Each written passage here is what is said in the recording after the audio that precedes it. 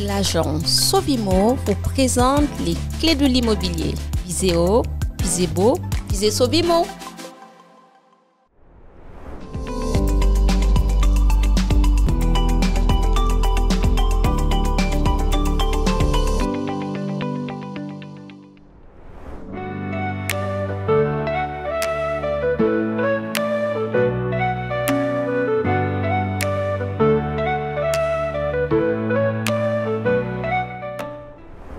Bonjour à tous, Bassi Alad. J'ai le plaisir de recevoir dans notre émission Les clés de l'immobilier, la saison 2, Madame Tiffany Jules. Bonjour Tiffany. Bonjour Bassia.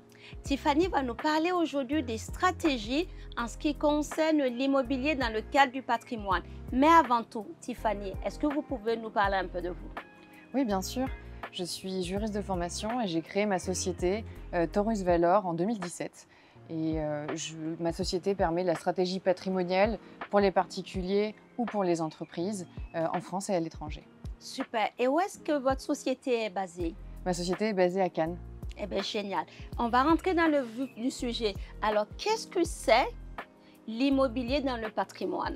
L'immobilier dans le patrimoine, c'est un pan important du patrimoine. Il faut savoir qu'un patrimoine équilibré, c'est un patrimoine qui répond à 4 axes. L'axe économique, fiscal et social, l'axe civil et l'axe de prévoyance.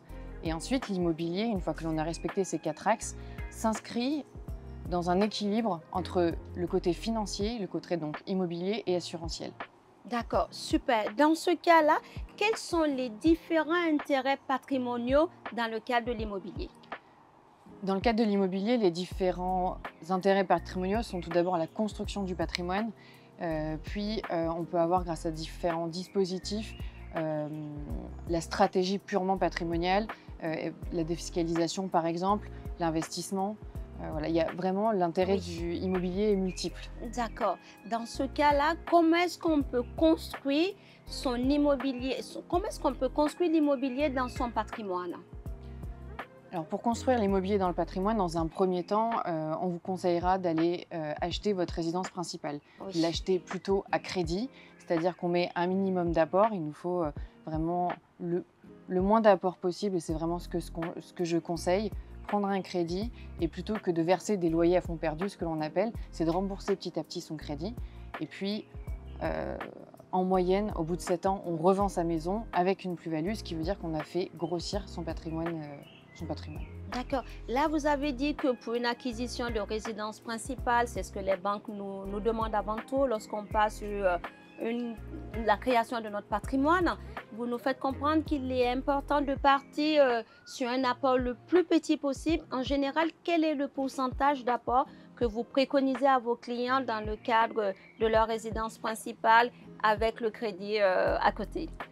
C'est une bonne question, Vassia. Moi, je suis un petit peu dure avec les banques en réalité. J'essaie vraiment de négocier le plus petit apport possible, vraiment le plus petit apport pour respecter ce côté équilibre financier, immobilier et assurantiel. L'idée, c'est que les banques, elles veulent de plus en plus d'apports.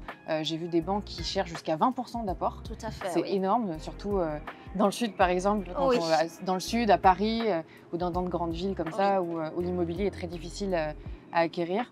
Donc, l'idée, c'est vraiment d'aller négocier le plus petit apport possible.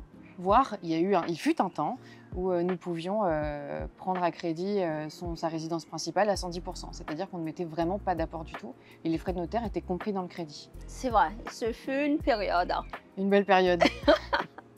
C'est bien de savoir que vous êtes dans le conseil avec vos clients, vous pouvez les accompagner dans le cadre de leur dossier auprès de la banque et les amener à les demander à les apporter dans tous les cas le plus petit apport possible. Ça, c'est vraiment super de le souligner, de savoir que c'est encore possible, même si les banques nous demandent un apport un peu plus grand de par la conjoncture dans laquelle nous sommes aujourd'hui, oui.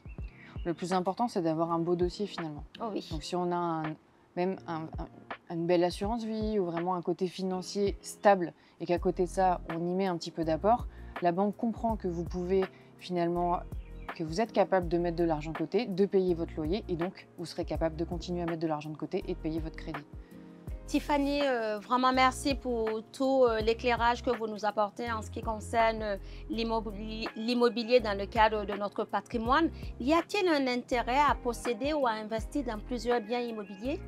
Alors oui, Vassia, il y a un intérêt à investir dans plusieurs biens immobiliers, tout d'abord et évidemment pour continuer à se constituer son patrimoine. C'est-à-dire que dès que vous avez un petit peu d'apport, quand c'est possible, vous pouvez réinvestir pour le mettre cette fois en location. Et l'avantage de mettre votre bien en location, c'est que finalement, le locataire, qui peut être un locataire, un particulier ou un professionnel, va rembourser votre crédit en payant son loyer. Donc vous allez aussi faire grossir votre patrimoine tout en finalement investissant un minimum. Vous pouvez aussi utiliser l'immobilier dans le cadre de la défiscalisation. Et là, on ne va pas forcément aller chercher une plus-value foncière, mais au contraire, une moins-value qui va permettre finalement de gagner un petit peu en réduction ou en déduction d'imposition. Super. En prenant en compte la réalité actuelle avec les banques et le freinage à faire des prêts, est-ce qu'on est toujours dans une position où on peut, comme avant, investir dans plusieurs biens? Sachant maintenant qu'avec les nouvelles normes, les banques ont changé leur calcul de prêts et on se retrouve avec des investisseurs qui n'arrivent plus à avoir le même taux d'endettement qu'on avait pu le connaître à la belle époque. Alors, qu'est-ce que vous dites à vos clients dans ce cadre-là, sachant qu'il faut continuer d'investir dans plusieurs biens immobiliers? Oui. Bien sûr. D'abord, il faut voir pourquoi est-ce que les clients veulent investir et réinvestir dans l'immobilier. Et ensuite, toute l'idée, c'est la façon dont on va monter le dossier. C'est-à-dire que quand on a un premier bien immobilier et qu'on veut se lancer dans un deuxième bien, on va vraiment aller chercher le bien placé comme il le faut, on va aller chercher le bon prix et on va essayer de mettre le bon loyer, ce qui veut dire que vraiment, l'idée c'est de montrer aux banques que finalement le nouvel emprunt immobilier va permettre de faire grossir le patrimoine et pas coûter à l'investisseur. En fait, aujourd'hui, contrairement à il y a quelques années, on a un taux d'endettement à 35%. Oui. Cependant, il est plus difficile de l'obtenir. Tout à fait.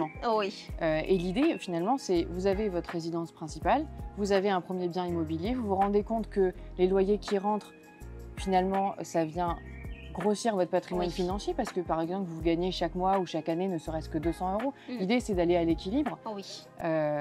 Au moins à l'équilibre, voir si on arrive à gagner un peu, c'est idéal. Et une fois qu'on arrive à prouver ça aux banques, donc ça peut être le cas par le biais d'expertise immobilière, comme tu sais très bien le faire, Vassia. Tout à fait. D'expertise financière, comme je peux faire également. Oui. Et une fois qu'on a vraiment présenté ce dossier-là à la banque, elle n'a plus de raison de refuser. L'idée, c'est qu'elle va se rendre compte que le client va devenir un plus gros client grâce à ça. Donc ça, c'est génial de se rendre compte que malgré les normes, malgré le nouveau calcul que les banques mettent en place, avec un bon accompagnement, avec une personne comme vous qui étudie le dossier en amont et qui accompagne l'investisseur, on est encore en mesure de pouvoir acquérir plusieurs biens dans le cadre de son patrimoine. Exactement. En fait, l'idée, c'est que les banquiers aujourd'hui, ils sont submergés, tous autant qu'ils ont beaucoup de travail. Oui. Donc moi, ce que je fais, c'est que je leur prémâche leur travail, je travaille vraiment sur le commentaire qu'ils auront à donner à leurs supérieurs. Et à partir de là, ils ont un minimum de travail à faire, donc ils sont plus enclins à le faire. Et ça se passe bien. Eh bien, génial. Là, nous avons parlé de tout ce qui est aspect fiscaux. Est-ce qu'il y a d'autres avantages aujourd'hui qu'on peut avoir? Alors, évidemment, aujourd'hui, l'immobilier évolue un petit peu. Et comme je vous disais tout à l'heure, il faut se poser la question de pourquoi on veut investir. Tout à fait, donc, il y a différents dispositifs qui vous permettent de donner du sens à votre investissement. On va avoir par exemple le Pinel, où là, l'idée, c'est d'aller acheter un bien neuf pour loger des locataires avec un loyer réduit. Donc, il y a un côté social. Vous allez avoir le Malraux, le de Normandie, qui a à peu près le même effet, mais cette fois, on va aller chercher plutôt de l'immobilier ancien à rénover. On va avoir le déficit foncier, où là, l'idée, c'est pas du tout d'aller chercher une plus-value patrimoniale, mais au contraire, d'aller chercher du déficit parce qu'on paie un peu trop d'impôts, donc on va aller chercher de la charge. Finalement, le crédit que l'on va avoir ou les charges sur l'appartement ou sur le bien immobilier sont plus importantes que le loyer que l'on va percevoir. Et c'est là qu'on va créer un peu de déficit foncier. On peut travailler aussi sur tout ce qui est monument historique. Là, c'est assez passionnant parce que c'est vraiment du patrimoine français sauvegardé. touristique ou Oui. en centre-ville. Et là, l'idée, c'est qu'en échange d'avantages fiscaux, on vous aide à reconstruire ce patrimoine français et à y loger, par exemple, des particuliers ou c'est peut-être aussi de nouveaux hôtels, des musées. Oui. Tiffany, c'est génial. Vous nous avez présenté l'immobilier palpable. Vous nous avez expliqué les différents sujets par rapport à l'immobilier palpable. Qu'en est-il de l'immobilier non palpable dans ce cas-là? Alors, l'immobilier non palpable, ça peut passer par exemple par les SCPI, donc Sociétés civiles d'investissement immobilier, Oui. également appelées pierre-papier, où l'idée, ça va être d'investir une somme moindre avec d'autres investisseurs, donc dans cette société, Oui. et devenir copropriétaire de biens. L'idée, c'est que cette société a pour fonction vraiment de louer les biens et de vous rapporter évidemment un loyer en fonction de la somme que vous avez versée. L'avantage, c'est que vous pouvez commencer dans ces SCPI à partir de 1 000 €, mais vous pouvez aussi choisir de la même façon que pour l'immobilier palpable, de prendre un crédit qui va vous permettre finalement de faire grossir votre patrimoine une nouvelle fois. Les loyers qui vont rentrer en face, souvent trimestriels, vont vous permettre finalement d'amoindrir la charge de votre crédit. Et puis, au bout de quelques années, suivant les SCPI, il est plus ou moins intéressant de les revendre au bout de 7 ans, 9 ans, ça peut être 5 ans aussi. Oui. Et là, vous pouvez faire également une plus-value. Ça fonctionne exactement comme l'immobilier palpable, si ce n'est que vous pouvez y mettre des sommes moins importantes. C'est intéressant de savoir que sur l'immobilier palpable, l'immobilier classique comme on l'appelle, on a certaines sommes à mettre en place, surtout dans le cas de la Côte d'Azur où on vit. L'avantage également, c'est de se dire qu'en fonction, on peut prendre des jeunes par exemple qui veulent commencer à créer leur patrimoine, ils peuvent partir sur l'immobilier non palpable, donc investir en tant que copropriétaire une petite somme de 1 000 ou voire plus. Mais pour autant, il me semble qu'il y a un type d'immobilier qui serait intéressant d'aborder, c'est l'immobilier liquide. Effectivement, on peut aussi, c'est vrai que la SCPI, on peut mettre quelques temps avant de la revendre, comme un immobilier classique. Oui. Et vous avez aussi un immobilier totalement liquide. Donc là, on peut parler des OPCI, des FCPI, des unités de compte. Tout à fait. Ou encore, et aujourd'hui, on a de plus en plus le private equity, où l'idée, ça va être d'investir financièrement. Ça peut être par exemple dans le cadre d'assurance vie, ou ça peut être dans le cadre aussi de compte titres. Oui. Peu importe finalement le support, l'idée, c'est vraiment de garder un côté financier. On investit dans l'immobilier sans avoir de charges forcément, j'allais dire, foncières. Oui. On bénéficie donc des avantages de l'immobilier, c'est-à-dire que c'est toujours pareil. Hein, l'idée, ça peut être la construction, ça peut être la location, ça peut être la reconstruction. Oui. Et là, on peut aller choisir, et c'est là que ça devient assez passionnant, sur le côté purement financier. On peut aller choisir des biens purement sociaux. On peut aller chercher des biens qui sont écologiques, voire les deux. Oui. Et le private equity, l'idée du private equity, c'est vraiment de mettre ensemble des personnes pour investir dans des projets un peu nouveaux. Oui. Et finalement, de plus en plus, qui se tournent vers le côté écologique et social. Oui. Donc l'immobilier, aujourd'hui, peut avoir un sens, au-delà de l'investissement, un sens plus profond, finalement. Et comme les SCPI, on peut avoir des SCPI dites vraiment d'investissement, d'habitation, où là, l'idée, c'est parfois d'aller chercher certains types de locataires, par exemple des personnes âgées ou des personnes plus en difficulté. Tout à fait. Et on peut avoir des SCPI d'entreprise, Oui. tout comme dans le private equity ou dans les unités de compte, où là, on va aller chercher plutôt à construire des immeubles de bureaux, par exemple, des commerces.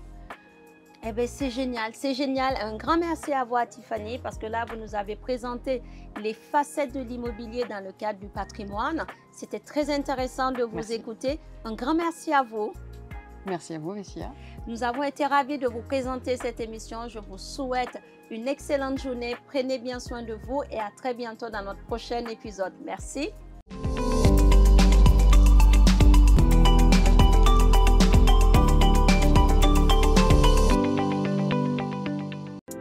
L'agence Sovimo vous présente les clés de l'immobilier. Visez haut, visez beau, visez Sovimo.